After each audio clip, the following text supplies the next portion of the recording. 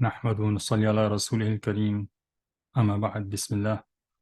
Surah Ahzab is a Madani surah, 73 ayats and 9 ruku. And the name Ahzab means confederates.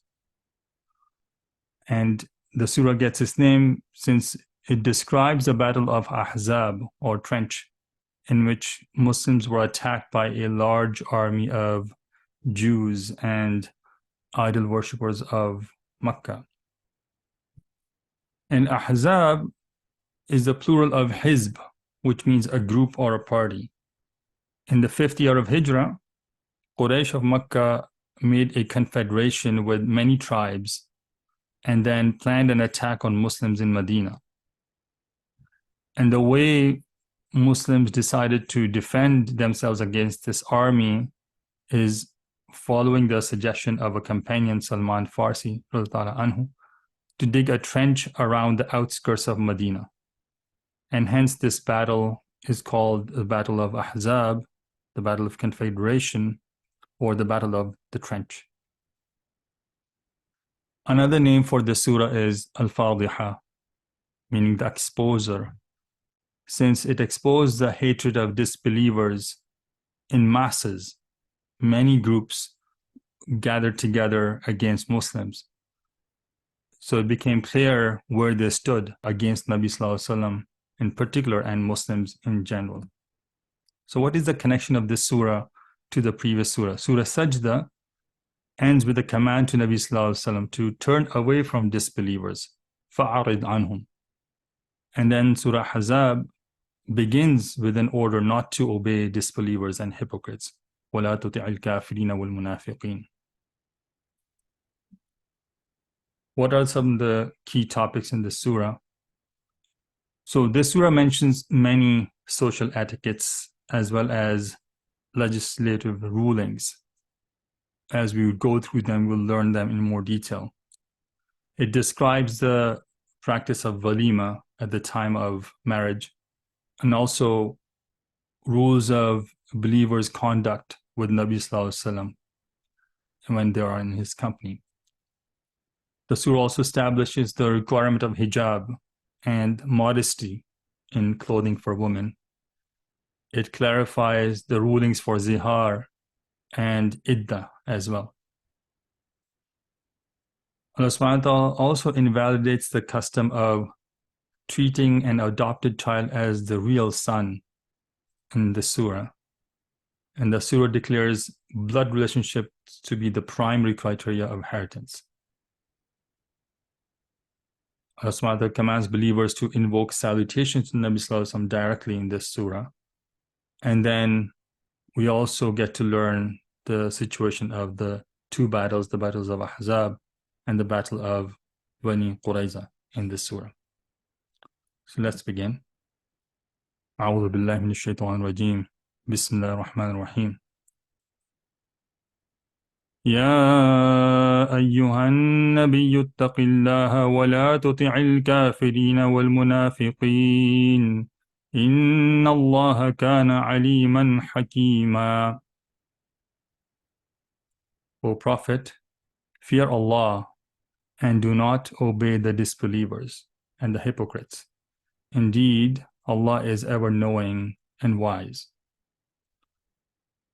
Some background to the revelation of this surah is important to know before we begin with a verse-by-verse tafseer.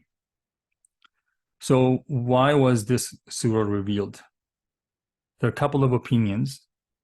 One opinion is that after the hijrah of Nabi Sallallahu Alaihi Wasallam to Medina, he was approached by leaders from Makkah like Walid bin Mughira or Shayba bin Ibn Rabi'ah to withdraw from the claim of prophethood. And in return, they offered him half of their wealth.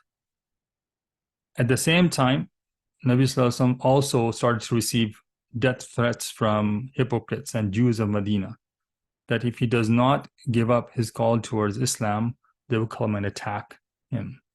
So under these conditions, Allah subhanahu wa ta'ala revealed Surah Ahzab. That's one opinion. Another opinion is that the surah was revealed when some leaders of Quraysh like Abu Sufyan and Ikrimah came to Nabi Sallallahu Alaihi Wasallam after the Treaty of Hudaybiyah. So they demanded Nabi Sallallahu Alaihi Wasallam to call upon their idols with devotion and declare that these idols can intercede on behalf of their worshippers. Obviously, this behavior, this demand displeased Nabi Sallallahu Alaihi Wasallam. And it also incited anger among Muslims around him to the point where they wanted to assault and attack these leaders. At that moment, Allah subhanahu wa ta'ala revealed the Surah of Ahzab. So the first ayah, as we recited, begins with Ya ayyuhan Nabi. And this is a very honored way to address Nabi Sallallahu Alaihi Wasallam, which is different than how Allah subhanahu wa ta'ala addresses other prophets in the Quran. You see many verses calling prophets by their names like Ya Adam, Ya Nuh, Ya Ibrahim, Ya Musa. But Nabi Sallallahu Alaihi Wasallam has been called with titles, or Ya ayyuhan Nabi, or Rasul. And there are only 4 places where it became necessary to explicitly call him by name. Otherwise, in the entire Quran, you do not see a call to Nabi Sallallahu Alaihi Wasallam by Ya Muhammad. And that is in honor, to call Nabi Sallallahu Alaihi Wasallam through his title and not through his name. Ittaqillah. Ittaqillah wa la tuti'il kafirin wal munafiqin. So, linking this part of the verse back to the cause of revelation, this verse is commanding Nabi Sallallahu Alaihi Wasallam and Muslims not to harm the leaders of Quraysh, despite their inappropriate approach to Nabi Sallallahu Alaihi Wasallam, and fear Allah subhanahu wa ta'ala with respect to breaching the treaty that was established with them. Muslims are also instructed not to accept the bribes and offers of disbelievers and not to be afraid of their threats. Inna Allaha kana aliman hakima. Towards the end of the verse, Allah subhanahu wa ta'ala reminds us of 2 qualities. Alim, meaning all-knowing, and Hakim, meaning all-wise. Allah subhanahu wa ta'ala is fully aware of what is beneficial for his servants, and his wisdom surpasses any apparent benefit we may see sometimes in taking an action. So in this particular example, Muslims may have thought that take a revenge right now makes more sense. How can we tolerate such an aggressive behavior or inappropriate behavior by these leaders of Quraysh? But no, fear Allah in terms of what you have committed as a treaty, that you have given them refuge. So in that case, even though they are inciting this anger, you should respect the covenant, the promise you have made.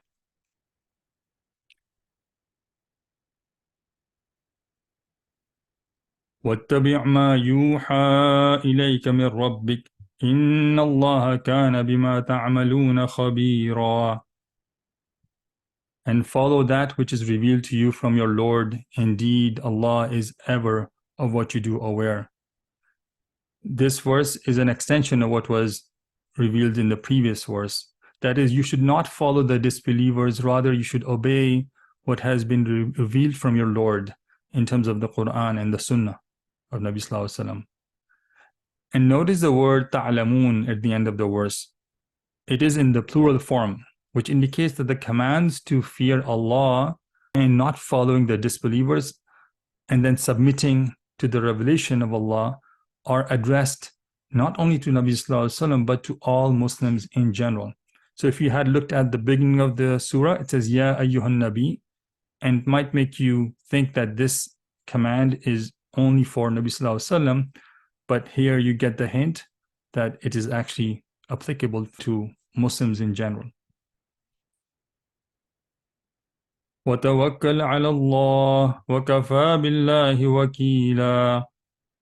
And rely upon Allah, and sufficient is Allah as disposer of affairs. So the word wakila means hafiza, guardian, trustee, or disposer of affairs. Allah subhanahu wa ta'ala commands us to trust in Him for all our matters and understand that He is sufficient for all our needs. whether they are related to our daily life or our safety or our sustenance or even matters of hereafter. Because Allah subhanahu wa ta'ala is the only one who can protect us from any punishment on the day of judgment, and is the only one who can decide for us to enter into paradise. If we just relied upon Him in this world and made Him the source of our attention, of our worship, inshallah, He will be enough for taking care of our affairs in the hereafter as well. So let's go through a quick summary of the first 3 verses. One should fear Allah subhanahu wa ta'ala in performing what is commanded and leaving what is forbidden. And Muslims are prohibited to adopt the ways of disbelievers and hypocrites. And Allah subhanahu wa ta'ala alone is sufficient for all our needs. ما جعل الله لرجل من قلبين في جوفه وما جعل أزواجكم اللائي تظاهرون منهن أمهاتكم وما جعل أدعياءكم أبناءكم ذلكم قولكم بأفواهكم والله يقول الحق وهو يهدي السبيل. Allah has not made for a man 2 hearts in his interior, and He has not made your wives whom you declare unlawful your mothers, and He has not made your claimed, meaning adopted sons, your true sons. That is merely your saying by your mouth, but Allah says the truth, and He guides to the right way. تظاهرون منهن refers to zihar. That is, أن يقول الرجل لامرأته أنت علي كظهر أمي. When a man says to his wife that you are like the back of my mother, that's called zihar. And أدعياءكم means من تبنيتموه من أولاد غيركم, those children who have adopted from others. And then as-sabil means طريق الحق والرشاد, the path of truth and guidance. So in this verse, Allah subhanahu wa ta'ala abolishes the custom among Arabs back then that they considered the adopted sons to be the real sons. So the adopted son would be called by the lineage of his adoptive father, and he will get a share in inheritance. And if he divorced his wife, it would be unlawful for the father to marry the wife of this adopted son. That was the practice, and it was deeply rooted in the culture of Arabs at that time. Allah subhanahu wa ta'ala here gives 2 obvious examples in the verse before declaring the ruling for adopted sons. Similar to how a person cannot have 2 hearts, or just by saying the words of zihar to your wife, she does not become your true mother. Same is the situation when you adopt a child and you start calling someone your son. That person, the child, does not become your real son. So that is the way for Allah subhanahu wa ta'ala to position so that Arabs could easily understand that their sons, because of adoption, are not really the same as their true sons in blood. And Islam takes the matter of lineage very seriously, since the entire social system in Islam builds on the family structure. And then there are many rulings of Sharia that are applied based on blood relationships. So when you look at the obligation to take care of your parents, the responsibility of raising your kids, the distribution of inheritors once someone has passed away, all of those are highly linked to blood relationships. So the lineage is very important in Islam. As a matter of fact, we are encouraged to learn about our lineage so that we can help build a strong connection among family and overall as a society. Narrated by Abu Hurairah in Tirmidhi, Nabi Sallallahu Alaihi Wasallam said, "Ta'allamu min ansabikum ma tasiluna bihi arhamakum fa inna silat ar-rahmi mahabbatun fil ahli, mathratun fil mali, mansa'atun fil athri." Learn your lineage to solidify your family ties. Verily, keeping family ties causes love among the kinship, enriches the wealth, and increases the lifespan. similar to how it is forbidden for a person to call an adopted child by his own lineage, it is also prohibited for a child to change his lineage. Narrated by Sa'ad bin Abi Waqqas anhu in Muslim, Nabi Sallallahu Alaihi Wasallam said, "Man idda'a aban fil Islam غير أبيه يعلم أنه غير أبيه فالجنة عليه حرام." Whoever claims to belong to someone other than his father, knowing that he is not his father, paradise will be forbidden to him. If we reflect on these verses and this narration, what message do we take from it? So let's take a couple of examples that we see around us today and apply what we've just learned. We see a common practice among some families that if a couple does not have a child, they adopt a nephew or a niece at a very early age and then do not reveal to them, even when they grow up, that they are adopted. This can have serious consequences in terms of inheritance. And even for maintaining the mahram and non-mahram relationship in daily living, which is also connected to then marriages later on. So fundamentally, when Islam establishes the importance of lineage, it is also important for everyone involved, the child and the parent, to know what is the true lineage so that this situation is avoided. Another example, which we see unfortunately in our environment today, is when a person changes his lineage to obtain nationality of a foreign country. So if somehow they could show themselves or prove that they are part of a given family, and that allows them to get the visa or citizenship of a particular country, then they forge the document to get that citizenship. Or it could be any worldly gain for that matter, if you can get it by changing your, let's say, the family lineage. This is a major sin and is strictly prohibited in Islam. So may Allah subhanahu wa ta'ala save us from such situations and keep our lineage pure and allow us to fulfill the rights of our family in addition to other obligations. Ameen.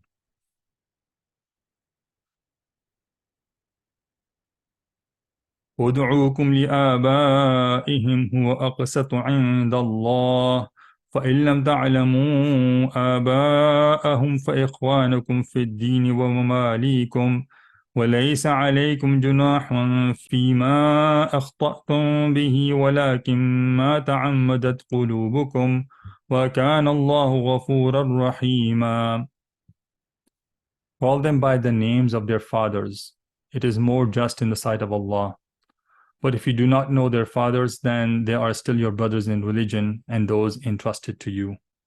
And there is no sin upon you for that in which you made a mistake, except in regards to what your hearts deliberately intended. And ever is Allah forgiving and merciful. Aqsatu means a'dalu aqwamu, more just, more upright.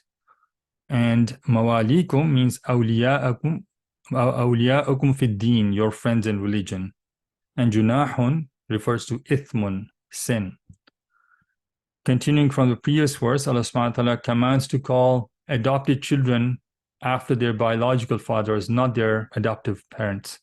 This situation was also applicable to Nabi Sallallahu Alaihi Wasallam, because he had made Zayd bin Haritha anhu to be his adopted son. And once this verse was revealed, people stopped calling him Zayd bin Muhammad. Narrated by Abdullah bin Umar anhu in Tirmidhi, he says, ما كنا ندعو زيد بن حارثة إلا زيد بن محمد حتى نزلت ادعوهم لآبائهم وأقسط عند الله. We used to call Zayd bin Haritha nothing but Zayd bin Muhammad until it was revealed in this verse, call them by their fathers. That is more just according to Allah. So a question may come to your mind, does that mean we cannot even call a child by saying, oh my son, or oh my daughter, to show affection? Even if our intention is not to show blood relationship, can we call them like that? We see from the Seerah of Nabi Sallallahu Alaihi Wasallam that there is no issue in doing so. One example is narrated by Abdullah bin Abbas and Sunan Nabi Dawood. Nabi Sallallahu Alaihi Wasallam said to some boys on the night of Muzdalfa, Ubayniya, la tarmul jamrata hatta tatlu ash-shamsu. O my sons, do not throw pebbles at the jamra till the sun rises. So here Nabi Sallallahu Alaihi Wasallam called these kids who were not related to him, O my sons. So we learn that it's okay for us to call that in affection, but not to establish the lineage. Let's review verses 4 and 5. Calling zihar upon wife does not make her permanently unlawful like one's mother. There is a kafara to be made before you can establish relationship with your wife again, but she does not become unlawful like one's mother is forever. And adopted sons should be called after their biological fathers, not after their adoptive fathers. And another ruling we understand is adopted sons do not have the same rights as the real sons with respect to inheritance and other Islamic laws. So we'll stop here, inshallah. ربنا تقبل منا إنك أنت السميع العليم وتب علينا إنك أنت التواب الرحيم